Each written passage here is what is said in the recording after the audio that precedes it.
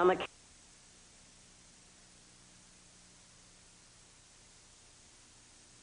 This is a special report from ABC News.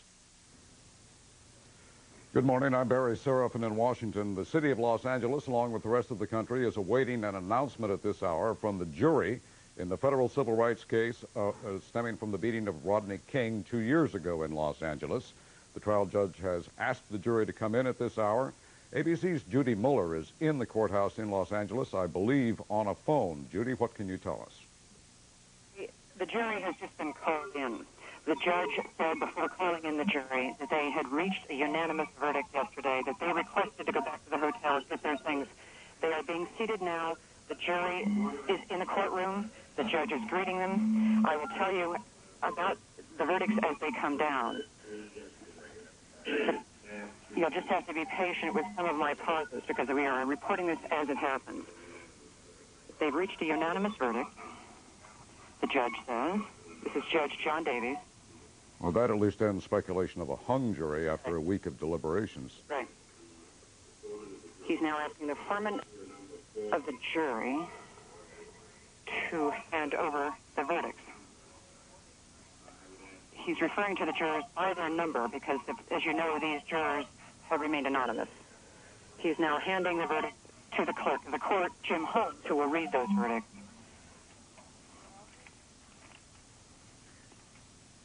And, of course, this is the moment that everyone has been waiting for all week. They've taken them out of the envelope.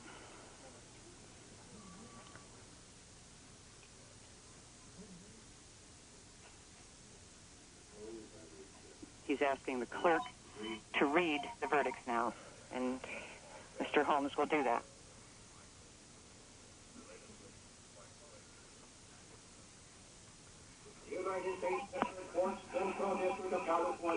Mr. Holmes is now reading the verdict. United States of America versus Stacy C. Coon, case number CR 92686. He's reading the indictment. We the jury. The following title cause, find the defendant, Stacy Coon. Guilty. Stacy Coon, guilty. Count 2, under color of law, Stacy Coon. Intentionally allowed unreasonable force during the arrest. Stacy Coon, Sergeant Stacy Coon, the supervisor in charge at the scene, guilty as charged.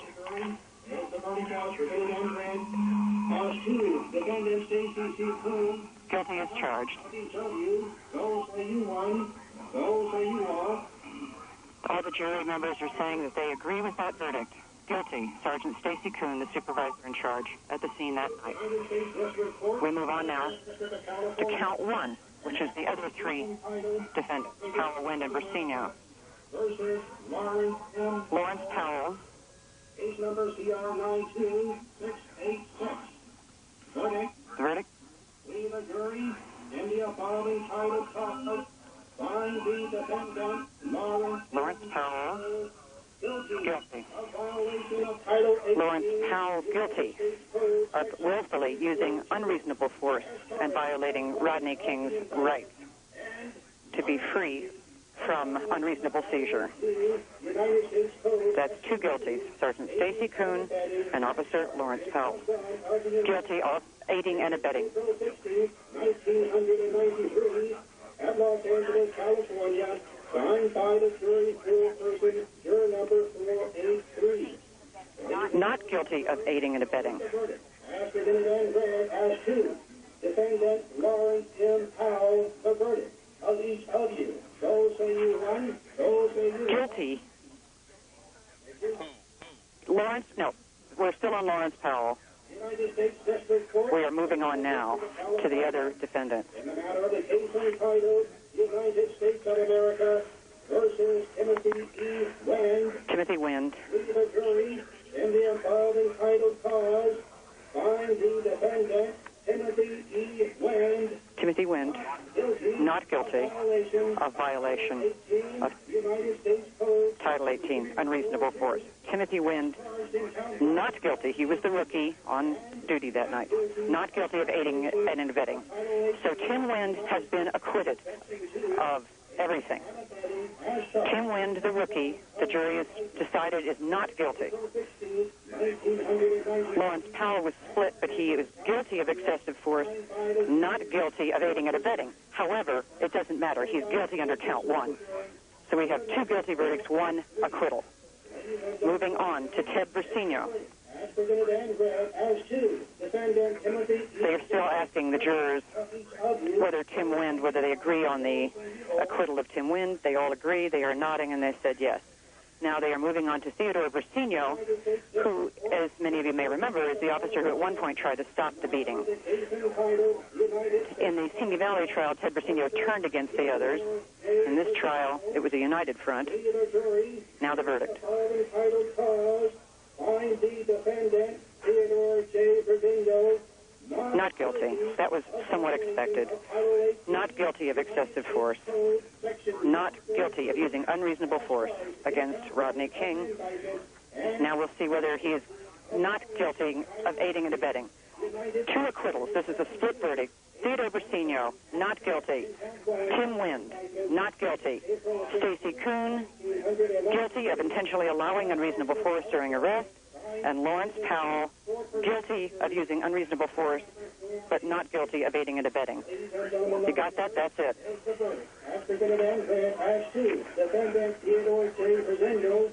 Now, Judy, Brasino and Wind, I gather, were the 2 most marginally involved in this all along. In fact, some people had referred to them as phantoms during the trial. The focus seemed to be so much on Stacy Kuhn and Lawrence Powell. Certainly the prosecution had the very best case against Lawrence Powell and Stacy Kuhn. Judy, what was... The jurors are being polled now as to whether they're all in agreement. From the defense lawyer, the defense lawyers wanted to know, especially Stone, who is Lawrence Powell's attorney, wants them polled on how they voted on Kuhn and Powell, and they're doing that now. But go ahead, Barry, with your questions.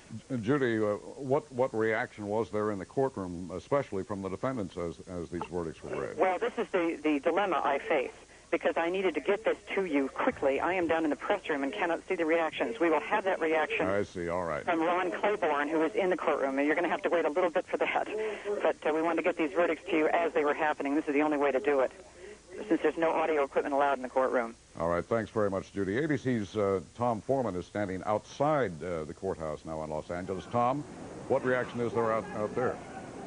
If there is any measure of what happened inside the courtroom or what people felt, and they're out here, there was a huge cheer when the guilty verdicts came down from the people who've gathered here. There's an awful lot more media here than there are local people, but the local people who are here just screamed out with delight as the guilty verdicts came down. There were a couple of people yelling no a bit when the not guilty verdicts came down, but that was fairly limited. More, there was this just roar of approval when the guilty verdicts came down. There's some people right now who are briefly speaking to the media and saying that they're obviously pleased about that. If this is any measure of how the community feels, it makes a big difference, obviously, because in several days, as we've been around the streets here, an awful lot of people have not expected guilty verdicts. An awful lot of people have said that they wanted them very badly, but after the first trial, they really didn't expect them. So just as the first trial was a surprise when everyone expected guilty verdicts and did not get them, this time it seems to be a surprise to the public because a lot of people didn't expect anyone to be found guilty. In fact, some officers have been found that way. Barry? All right, thanks very much, Tom. Let's find out what kind of surprise this was to a legal expert, Peter Aranella. He's a criminal law professor at UCLA and also a consultant with ABC News. He's standing by in our Los Angeles bureau. Professor Aranella, what do you think? Are you surprised? No, I'm not surprised, Barry, but it was certainly true that many legal observers, myself included, thought that the government might have a difficult time proving the intent element. But I think when all was said and done, that this jury ultimately used their own ordinary common sense in looking at that videotape and concluded that given the degree of brutality that was involved and given the minor resistance being offered by King after the first 30 seconds, that these officers must have been aware that they were using more force than needed, and therefore that they had the intent to use excessive force. In short, I think the prosecution sold the story they had tried to, which was that this was a case of street justice in which the police were angered at King for resisting their lawful authority and basically punished him. to teach him a lesson. It had been said all along, Professor Arenello, that this would be more difficult because it was not just a matter of showing what happened, but also proving intent. Apparently the prosecution succeeded in half its arguments anyway. Well, I think that's right, and I also am pleased to see the jury discriminate between these defendants. The government's case against Officer Brazino was almost non-existent, and indeed there was some speculation that if the judge had courage, he might have actually issued a directed verdict of acquittal against Brazino at the close of the government's case. So I know I'm gratified that this jury discriminated between the different defendants involved in this case. Well, what do you think it was that made the difference this time, that produced at least 2 guilty verdicts this time as opposed to a year ago? Well, the federal prosecutors in this case learned from the mistakes made by their state counterparts. They did not rely just on the videotape. They presented the testimony of civilian eyewitnesses, ordinary citizens, to describe the horror of that beating through the eyes of people that the jury could relate to. Second, they presented an expert on force, on reasonable force and what excessive force means to this jury in their case in chief. The state prosecutors did not do that. So the first expert to testify at the Simi Valley trial testified for the defense and in some sense defined the issue for the jury as one sympathetic to the defense perspective. Finally, you did have Rodney King take the stand and put a human face on that videotape. His testimony, I think, diffused the strategy that had worked at Simi Valley, which was to paint King in a very menacing manner and to basically send a message to the Simi Valley jury that King, in essence, got what he deserved. Finally, I just want to add that Officer Melanie Singer, who was called by a defense lawyer in this case, Powell's lawyer, and I think Melanie Singer's testimony hurt the defense very, very badly. All right, Dr. Arenello, thanks very much. We'll get back to you. We'll go back now to ABC's Judy Muller in the courthouse where she was able to relay those verdicts to us as they were read. Judy, what's happened since? Well, the judge is now thanking the jurors, Barry, and he said for their extraordinary sacrifice. He also said that the court order, which protects their privacy, will stay in effect for some time. He said if they would want to come forward and talk to the press, who he said is extraordinarily anxious to talk to them, they could do so, but that they may not be forced to do so, and there will be penalties if their names are disclosed. So they remain anonymous. He's asking them to remain in the jury room for a few moments. He also said that this was an extraordinarily well-tried case and that it was some of the best argument he's ever heard in a courtroom. And with that, everybody is now rising and the jury is leaving the room. And that is it. The end of a long ordeal. Thanks very much, Judy. We've made a number of references to the trial a year ago. That's the state trial in which all of these defendants were acquitted on charges of assault. The foreman of that jury was Mrs. Dorothy Bailey, and she's standing by now, I believe, in Salt Lake City. Mrs. Bailey, what's your reaction to what you've heard this morning? My reaction is that I think the jury did the job that they were put there to do, and I have great empathy for them. What do you think this jury has gone through from your experience? It's been a long, arduous ordeal for them, I'm sure, as it was for us, and I have much empathy for them. They're probably feeling very relieved now that the whole thing is over. Well, Mrs. Bailey, what did they hear, what did they know, what did they believe that you didn't a year ago? Not having been there, I can't say that. I have tried very hard to follow the trial as much as I can, getting the information that I have from the media. I do believe that the prosecution was a lot more aggressive this time. I believe their use of force expert was a great deal more effective than it was the last time. Melanie Singer's testimony was a lot more effective. Those are the things that I have gained simply from the media, but having not been there, I can say that only the jury can say that. Does this give you any second thoughts in any sense about what happened a year ago? Absolutely not, Barry. We made our decision based on the testimony that we received at that time, and I can't change that because our decisions were made on the testimony that we received and the evidence that we received at that time. I know you've talked about this a little bit before, but just tell me what your life has been like since that trial. There's been a lot of trauma, emotional trauma. The fact that the whole world was against the decision that we made was a little bit hard to bear. The jurors have had a lot of emotional and physical reactions to it. Right now I'm feeling relief that the whole thing is over, and I hope it is over, and I do hope that there are no repercussions as there were the last time, riots, etc. I'm hoping that. All right, and we thank you very much, Dorothy Bailey. Thanks very much. To recap, in case you've joined us late, we have a split verdict in the trial of 4 Los Angeles police officers in connection with the beating of Rodney King 2 years ago. This is the federal civil rights trial in which all these officers were accused of violating Mr. King's civil rights by denying him due process through use of excessive force. Sergeant Stacy Kuhn, who supervised that evening, has been found guilty, as has Officer Lawrence Powell. Officer Theodore Brasino and former Officer Timothy Wind have been found not guilty. Dorothy Bailey was talking a moment ago about hoping that there was no repeat of the kind of violence there was in Los Angeles a year ago. That has been very much on the mind of city officials, including Mayor Tom Bradley, who made his own appeal last night. Here's part of what he said. Let's all take a deep breath. Let's all keep cool. We may all have our own idea of how this trial should turn out. But whatever the outcome, it is now time for Los Angeles, as a city, as a people, to look beyond this trial. We must turn our attention away from courtrooms and toward our children, toward our neighbors, and toward the challenges we face. That was Mayor Tom Bradley. Now, word of today's split verdict has been spreading rapidly, as you might expect in Los Angeles, including to all police officers, and nearly all of Los Angeles police officers are on the streets today. The verdict has actually been radioed to them, I'm told, in their cars, in their units, wherever they are around town. The police are on alert just in case. So far, everything has been calm, and everyone hopes it will stay that way. To see what the scene is now outside the courthouse in Los Angeles, we'll go back to ABC's Tom Foreman. Tom? Barry, this has turned into an impromptu soapbox out here. A lot of people are getting up now and addressing the crowd here. Largely what they're talking about is that this is what should have happened all along.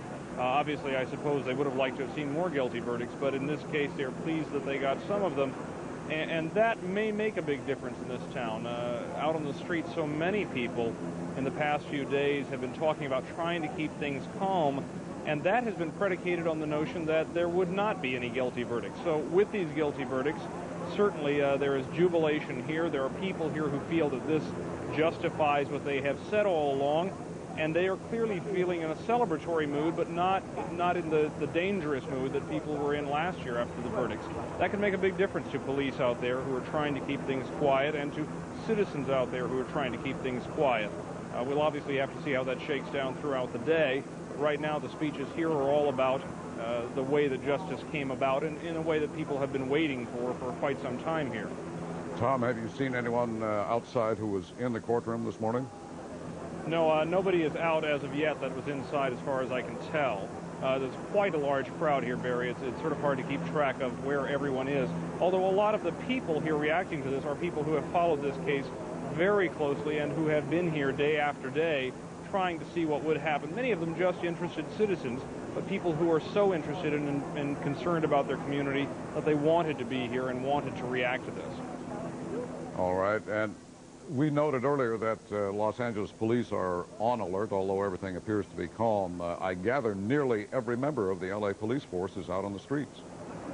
That's a pretty good assessment of it. You could see it last night. I was riding around in Koreatown, and there were an awful lot of police officers on the street. There were parking lots where you'd see them gathered in large groups and then dispersing to go out and look throughout the area. As I understand it, they have some working arrangements where, by having so many officers on the street, they can quickly and easily converge a lot of officers on any area where there might be trouble. As you remember, last year, one of the big complaints was that when the police responded, they responded too slowly with not enough people, and they were unable to control any of the violence or even contain it, keep it in one area.